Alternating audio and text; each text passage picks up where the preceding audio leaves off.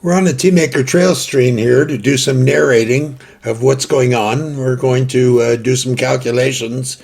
In the first case, we're just adding up some utility bills to get a total, and we'll divide it by 3 so we can also figure out how much each roommate has to pay. Now, electricity is a big part of the bill, so maybe we should make a little pie chart of this and show it to everyone to see if we can get them to set the thermostat a little bit more conservatively. Here we'll get some cursors to paint like we did with the plus and the minus signs, whatever, in the previous screen. It's all very similar across the different functions TeamMaker provides. Now we'll take a look at our chart, and we will go back to the screen with trails. This is not a kind of calculating approach you can find anywhere else. We're going to do a second problem now that involves a little more calculation. We have a sinkhole in the backyard with a diameter or depth, and we need to figure out the cubic yards of dirt we'll need to fill it. Starting with the diameter, we put it in from column B into the calculator, divided it by 2, raised it to the power of 2, multiplied it by pi, and that gives us the area for the sinkhole.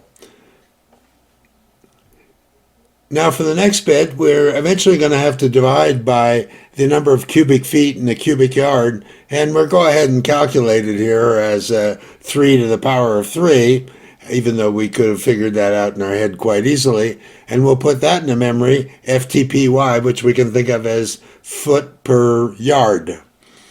Finally, we'll put the whole thing together with a third step in this particular trail, where we take the area, we multiply it by C, which is the depth, we divide it by the feet per yard, and we put the result in column D.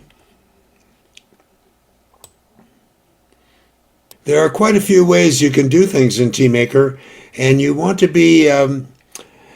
pick something that's nice and easy. I think it's best not to overload a single step with lots of stuff. And you can see you can always bring up a box that shows you all the steps in a trail, and you can read through it, look for typos, that sort of thing. It's really an interesting way to do stuff, and I think it's much less mistake prone than what you find in a traditional spreadsheet. Next, we're going to do a mortgage calculation from various loan parameters. Since we're going to use it on multiple rows, we go ahead and advance to the next trail. You can see we're now working on trail 2. I'm going to bring up a toolbar here that has a whole bunch of stuff in it, including logical tests you can perform and changes in where you go from where to where. So the whole thing is completely programmable.